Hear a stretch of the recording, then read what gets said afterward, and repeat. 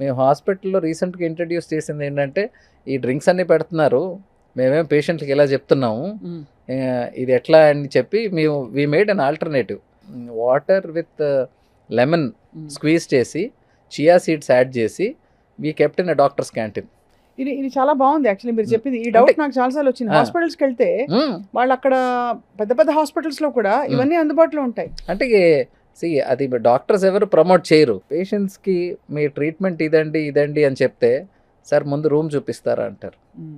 So hospitals కూడా hospitality సర్వీసెస్కి వెళ్ళిపోయినాయి. అది సో ఆ రూమ్ అన్న తర్వాత పేషెంట్స్ పాపం వాళ్ళ బాధలో వాళ్ళు ఉంటారు, అటెండర్స్ మాత్రం నాకు అది కావాలి ఇది కావాలి. ఫుడ్ అనేది now neither the government nor the media nor the doctor anyone can take responsibility. ప్రజలు చేసే తప్పులకి మనం బాధ్యత తీసుకోలేం, మనం అవేర్నెస్ మాత్రం తీసుకురాగలం. సో మీరు ఎంత తింటున్నారు ఆహారం, మేము చదువుకునే పుస్తకాల్లో కూడా రోజుకి ఇన్ని క్యాలరీలు ఖర్చు అవుతాయి అని ఉండేది. Daily wage labourers or workers అంటే మాన్యువల్ వర్కర్స్ రోజుకి 3600 క్యాలరీస్ టు 4100 క్యాలరీస్ 4000 క్యాలరీస్ ఖర్చు పెడతారు. వాళ్ళు అంతవరకు తినొచ్చు. మోడరేట్లీ వర్కింగ్ అంటే కొంత నడక ఉంటుంది, కుర్చీలో కూర్చోవడం ఒకటే కాకుండా పైకి కిందకి నడిచేది ఉంటుంది. అలాగా వీళ్ళు 2500 క్యాలరీస్ వరకు వాళ్ళు తినే అవకాశం ఉంటుంది. సెడెంటరీ లైఫ్ స్టైల్, అవును, కూర్చున్న చోట కూర్చున్నట్టు కదలకుండా ఉండే ఉద్యోగాలు 1200 నుంచి 1500. ఒక గ్లాస్ ఇది లాగిచ్చే ఉంటే ఒక 350. హైదరాబాద్లో ఒక మంచి పెళ్లి భోజనం వాల్యూ ఈజ్ 1800 to 2000 క్యాలరీస్. అంటే మీరు అక్కడ వెళ్ళి ఫుల్ గా తినేసి వస్తే మంచి భోజనం ఒక రోజుకి సరిపడా మీకు ఆహార, అంటే మన లైఫ్ స్టైల్ కి మనం కదలకుండా ఉండే లైఫ్ స్టైల్కి అయితే మీరు ఈవినింగ్ ఒక బఫే డిన్నర్ కానీ ఒక పెళ్లి ఫంక్షన్ కానీ మనం నీట్గా సలాడ్తో సూప్తో స్టార్ట్ చేసి డెసర్ట్తో ముగించి ఒక పాన్ వేసుకుంటే 2500 కాదండి, అది ఇంకా ఎక్కువ కూడా. ఈ మధ్య పాన్ లో కూడా ఇదివరకు తమలపాకులు అరుగుదలకు పెట్టేవారు, అరుగుదల వదిలేసి ఇప్పుడు పాన్ లో ఇంత మీఠా పాన్ అని చెప్పి ఇంత షుగర్ వేసేసి తీయగా తయారు చేసుకుంటున్నారు. సో అంటే ప్రతి ఒక్కరు they do their own business to make you get addicted, అంతే. సో అది ప్రాబ్లం. అందుకని అందరూ గుర్తుంచుకోవాల్సింది అంటే నేను నా పేషెంట్స్కి ఫస్ట్ వెయిట్ లాస్ మేనేజ్మెంట్లో చెప్పేది number 1 avoid parties, number 2 avoid buffets, number 3 మీరు ఎక్కడికన్నా పెళ్ళికి వెళ్తే కూడా తినేసి వెళ్ళండి, ముందు సలాడ్ తినేసేయండి, మీ కడుపు అంతా సలాడ్ తినేసేయండి.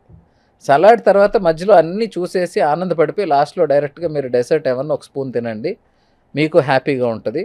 బట్ ఇది ఫాలో అయితే, ఎందుకు అంటే మనం calorie count. So intermittent fasting అందరికీ తెలిసిన కాన్సెప్టే.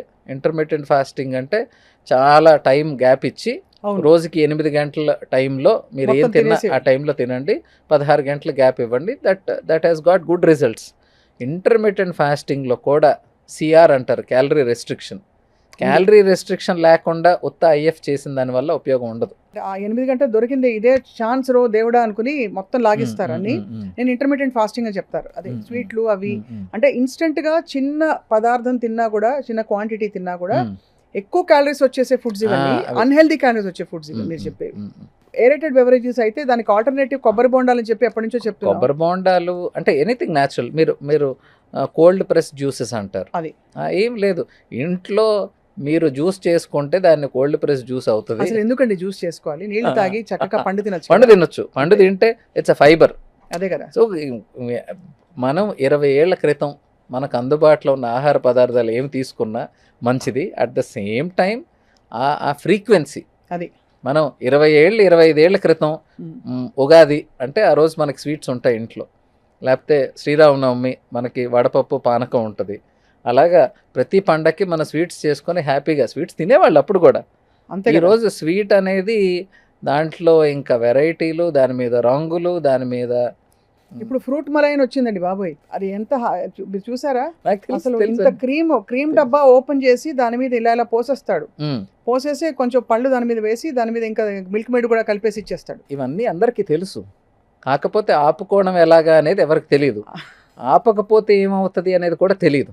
అది problem. So the after effects of eating అంటే ఇప్పుడు డయాబెటీస్ మనం మాట్లాడుకునే లైఫ్ స్టైల్ డిసీజెస్ అన్నీ రోగం తయారయ్యేటప్పుడు పేషెంట్కి నొప్పి తెలియదు, పేషెంట్కి డాక్టర్తో అవసరం ఉండదు. తయారైపోయి దానివల్ల ఇబ్బందులు మొదలైన తర్వాత, అంటే కాంప్లికేషన్ సెట్ అయిపోయిన తర్వాత అప్పుడు డాక్టర్తో అవసరం ఉంటుంది. అది ఒకసారి కాంప్లికేషన్ వచ్చిన తర్వాత మేము గొప్పగా చేసేది ఏమి ఉండదండి. మనం దీర్ఘకాలికంగా ఫైనాన్షియల్ ప్లానింగ్ అందరికీ ఉంటుంది. 20 years 25 yearsకి ఉద్యోగం చేయాలి అనుకున్నవాడు 40 yearsకి నేను ఎక్కడ ఉండాలి, 60 yearsకి ఎక్కడ ఉండాలి, నా బ్యాంక్ బ్యాలెన్స్ ఎంత ఉండాలి, మనం రిటైర్మెంట్ ప్లాన్స్ ఏంటి, పెన్షన్ ప్లాన్స్ ఏంటి అంటారు.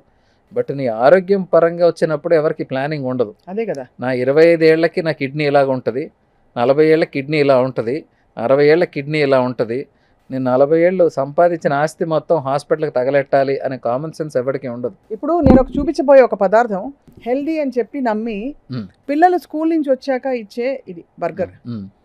ఇందులో రకరకాల స్టడీస్ వచ్చాయండి. ఈ బర్గర్ ఏదైతే తయారవుతుందో, ఎస్పెషలీ వెజిటేరియన్ ఒక ప్రాబ్లం అయితే, నాన్ వెజిటేరియన్లో వచ్చే ప్రాబ్లం ఏంటంటే అది అనేక సార్లు టెంపరేచర్ పడి దాన్ని నార్మల్ రూమ్ టెంపరేచర్కి రావడం, అంటే ట్రాన్స్పోర్ట్ రవాణాలు, ఆ సమస్యతో పాటు ఇందులో ఏముందో చెప్పండి అసలు.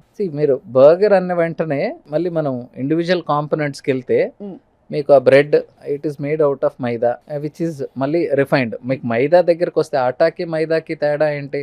ఆటా is made from whole wheat, మైదా అనే లోపల it is refined wheat. So first of all అక్కడే ప్రాసెసింగ్ జరిగిపోయింది. తర్వాత లోపల ఏముంది, దట్ ఆ మధ్యలో అది ఏమంటారు, కట్లెట్ అనుకోండి, ఇంకోటి అనుకోండి, దట్ ఈస్ ప్రాసెస్డ్. వెజ్ అన్నా నాన్ వెజ్ అన్నా అది ప్రాసెస్డ్. ఈ ప్రాసెస్డ్కి మళ్ళీ డీప్ ఫ్రైడ్.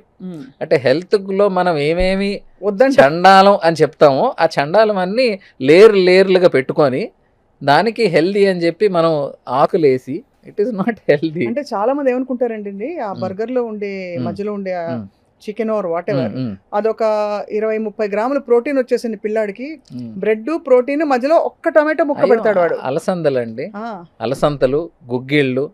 అంటే చిన్నప్పుడు స్నాక్స్ అంటే మేము వెళ్ళిన స్కూళ్ళకి, మేము ఇళ్ళకి వచ్చినప్పుడు మాకుండేది ఇంకా ఈ చిక్కుడుకాయల్లో ఒక రకాలు ఉంటాయి, అవి మొత్తం కుక్కర్లో వేసి ఉడకబెట్టేసి మాకు ఇచ్చేస్తే అవి ఒలుచుకొని తినేవాళ్ళం.